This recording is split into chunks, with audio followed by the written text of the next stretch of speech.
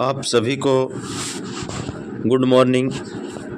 हम लोग हिंदी साहित्य पढ़ रहे हैं। हमारा भक्ति काल चल रहा था और भक्ति काल में हम निर्गुण भक्ति काव्य धारा के कवि और उनकी रचनाएं पढ़ रहे हैं। तो आगे की कड़ी में हम आज सुंदरदास जी और अन्य छोटे छोटे कवि हैं वो पढ़ने वाले हैं। तो आइए हम शुरू करते हैं बिना किसी देरी किए हुए। हमारे आज के टॉपिक सुंदरदास जी। सुंदरदास जी का जन्म है वो 1596 ईस्वी में हुआ था, मृत्यु 1689 ईस्वी में। संत दादू दयाल के प्रमुख शिष्य सुंदरदास बड़े ही प्रतिभा संपन्न और कवि हुए थे। सुंदरदास जी के गुरु का नाम है वो दादू दयाल जी है। दादू दयाल जी के प्रमुख शिष्य काव्य धारा में इनका प्रमुख स्थान है। इनका जन्म जयपुर की प्राचीन राजधानी दौसा में हुआ था। दौसा जो मीणाओं का राज्य हुआ करता था, यहाँ मीणा राज किया करते थे, तो वहाँ पर इनका जन्म हुआ। पुरानी राजधानी थी जयपुर की प्राचीन। इनके पिता का नाम परमानंद खंडेलवाल था। इनके पिता का नाम परमानंद खंडेलवाल था। 6 वर्ष की अवस्था में ही इन्होंने संत दादू दयाल जी को गुरु बना लिया था और 11 वर्ष की अवस्था में संत रजब और जगजीवन के साथ काशी का भ्रमण किया। वहीं रह करके इन्होंने संस्कृत साहित्य, व्याकरण और दर्शन का गहन अध्ययन किया था। इनके साथ यानी किन के साथ? दादू दयाल जी गुरु बना करके रजब जी के साथ और जगजीवन के साथ, मतलब छोटी सी उम्र में, सिर्फ और सिर्फ 11 वर्ष की उम्र में ये काशी भ्रमण करने के लिए चले गए थे और इनको संस्कृत साहित्य और व्याकरण और दर्शन का गहन अध्ययन हो गया था। तथा 1625 ईस्वी में काशी से फतेहपुर सीकर शेखावाटी में लौट आए और यहीं निवास स्थान बनाया। यहाँ ये गुफा में रह कर के 12 वर्ष तक साधना की थी। यानी संत सुंदरदास जी है बहुत ही प्रतिभा संपन्न विद्वान की श्रेणी में माने जाते हैं या गिने जाते हैं। इन्होंने 6 वर्ष की अवस्था में दादू दयाल जी को गुरु बना लिया और मात्र 11 वर्ष की अवस्था के अंदर काशी भ्रमण करने के लिए चले गए। हिंदी संस्कृत व्याकरण, संस्कृत साहित्य, व्याकरण और दर्शन का गहन अध्ययन हो गया था इनको। और वहाँ घूमने के बाद 1625 ईस्वी में काशी से फतेहपुर शेखावाटी सीकर के अंदर आए थे। यहीं पर 12 वर्ष तक गुफा के अंदर रहे थे। संत सुंदरदास का दादू दयाल के शिष्य रजब से विशेष स्नेह रहा था, क्योंकि ये छोटे थे। छोटे के प्रति बड़ों का स्नेह विशेष रहता है, तो इनके प्रति विशेष स्नेह था। ऐसा कहा जाता है कि सुंदरदास ने 42 ग्रंथों की रचना की, जिनमें सर्व प्रमुख ग्रंथ है वो ज्ञान समुंदर और सुंदर विलास है। कुल मिलाकर के इन्होंने 42 ग्रंथों की रचना की, लेकिन उनमें भी महत्वपूर्ण ग्रंथ 2 हैं। एक का नाम ज्ञान समुंदर, दूसरे का नाम सुंदर विलास है। पुरोहित हरिनारायण शर्मा ने सुंदर ग्रंथावली भाग 2 में सुंदरदास जी की रचनाओं का प्रामाणिक संकलन किया है। यानी हरिनारायण शर्मा ने सुंदर ग्रंथावली भाग 2 में इनकी जो रचनाएं हैं उनका प्रामाणिक संकलन किया है। सुंदरदास जी श्रृंगार रस के घोर विरोधी थे। सुंदरदास जी है वो श्रृंगार रस को मान्यता नहीं देते थे, इनकी घोर विरोध किया करते थे। इसलिए इन्होंने केशवदास जी की रसिक प्रिया, जिसके रसिक प्रिया के अंदर क्या है? रसिक प्रिया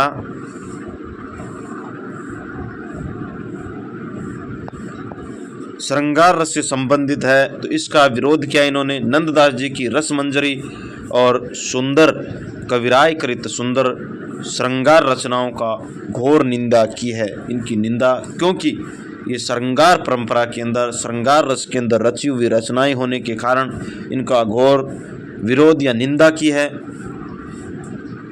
सुंदरदास जी की रचनाओं में परिष्कृत ब्रज भाषा का प्रयोग किया गया है। सुंदरदास जी की रचनाएं हैं, उनके अंदर परिष्कृत ब्रज भाषा का प्रयोग किया गया है। अब हम पढ़ेंगे, उसके बाद हम अन्य निर्गुण भक्त कवि यानी मैन पढ़ लिए, अब छोटे छोटे कवि हैं उनको पढ़ेंगे। लेकिन इससे पहले हम एक बार सुंदरदास जी के ऊपर वापस नज़र डालते हैं। इनका जन्म हुआ था 1596 ईस्वी के अंदर, मृत्यु 1689 ईस्वी के अंदर हुई थी। संत दादू दयाल के प्रमुख शिष्य सुंदरदास बड़े ही प्रतिभा संपन्न और कवि हुए थे। इनका जन्म जयपुर राज्य की प्राचीन राजधानी दौसा में हुआ था। इनके पिता का नाम परमानंद खंडेलवाल था। 6 वर्ष की अवस्था में ही इन्होंने संत दादू दयाल जी को गुरु बना लिया था और 11 वर्ष की अवस्था में संत रजब और जगजीवन के साथ काशी का भ्रमण किया। वहीं रह करके इन्होंने संस्कृत साहित्य, व्याकरण तथा 1625 ईस्वी में काशी से फतेहपुर सीकर शेखावाटी लौट आए और यहीं निवास स्थान बनाया। यहाँ से गुफा में रह करके 12 वर्ष तक घोर साधना की। सुंदर दास का दादू दयाल के शिष्य परंपरा में, यानी शिष्य हैं रजबदास जी, उनके प्रति उनके साथ बहुत ही घनिष्ठ प्रेम या स्नेह था। ऐसा कहा जाता है कि सुंदरदास ने 42 ग्रंथों की रचना की, जिसमें से सर्व प्रमुख ग्रंथ है ज्ञान समुंदर, सुंदर विलाप। डोर जो ग्रंथ है वो महत्वपूर्ण है। पुरोहित हरिनारायण शर्मा ने सुंदर ग्रंथावली भाग 2 में सुंदरदास जी की रचनाओं का प्रमाणिक संकलन किया। सुंदरदास जी की श्रृंगार रस के घोर विरोधी थे, इसलिए इन्होंने केशवदास जी की रसिक प्रिया और नंददास जी की रस मंजरी तथा सुंदर कविराय कृत सुंदर श्रृंगार रचनाओं की घोर निंदा की है। सुंदरदास जी की रचनाओं में परिष्कृत ब्रज भाषा का प्रयोग किया गया है। अब हम पढ़ेंगे अन्य निर्गुण भक्त कवि, जिसमें सबसे पहला नाम आता है संत रजबदास जी का। रजबदास जी का जन्म 1567 ईस्वी में हुआ था, मृत्यु 1689 ईस्वी के अंदर। इसका मतलब सुंदरदास जी की मृत्यु और रजबदास जी की मृत्यु एक ही समय हुई थी। इनका जन्म है वो 1596 में और इनका 1567 ईस्वी में हुआ था। इनका वास्तविक नाम रजब अली खां था, यानी ये मुसलमान थे। ये संत दादू दयाल के प्रधान शिष्य थे। इन्होंने दादू की समग्र रचनाओं का अंगवधु शीर्षक से संकलन किया, यानी उनकी अधूरी रचना, एकमात्र अधूरी रचना थी और सभी पूर्ण हो गई। अंगवधु दादू दयाल की अधूरी रचना थी, जिनको पूर्ण है वो रजबदास जी ने किया था। रजबदास जी ने सवंगी शीर्षक से अपनी और अन्य निर्गुण प्रसिद्ध कवियों की वाणियों का संकलन किया है। वास्तविक रूप से रजब की रचनाओं का संकलन रजब वाणी में मिलता है। ये जाति से मुसलमान पठान थे और ये जीवन भर दूल्हे के भेष में रहे थे, यानी ये जाति से मुसलमान थे और जीवन भर दूल्हे के भेष में रहे थे। ये शादी करने के लिए जा रहे थे और दूल्हे का जो वस्त्र है वो पहन रखा था। वहीं संत दादू दयाल जी प्रवचन दे रहे थे। उनकी प्रवचनों से प्रभावित होकर के इन्होंने शादी नहीं करने का निर्णय लिया और जीवन भर आजीवन वो उसी वस्त्रों के अंदर दूल्हे के भेष में रहे और शादी नहीं करने का वचन लिया था। अब छोटे छोटे भक्त कवि हैं अन्य निर्गुण, उनको पढ़ेंगे। बाबरी साहिबा, इनका जन्म 1542 ईस्वी में, मृत्यु 1605 ईस्वी में। ये बाबरी पंथ की प्रसिद्ध संत कवयित्री थी। बाबरी साहिबा अकबर के समकालीन थी। अब ये जो कवि हैं इनसे प्रश्न किस प्रकार का आता है?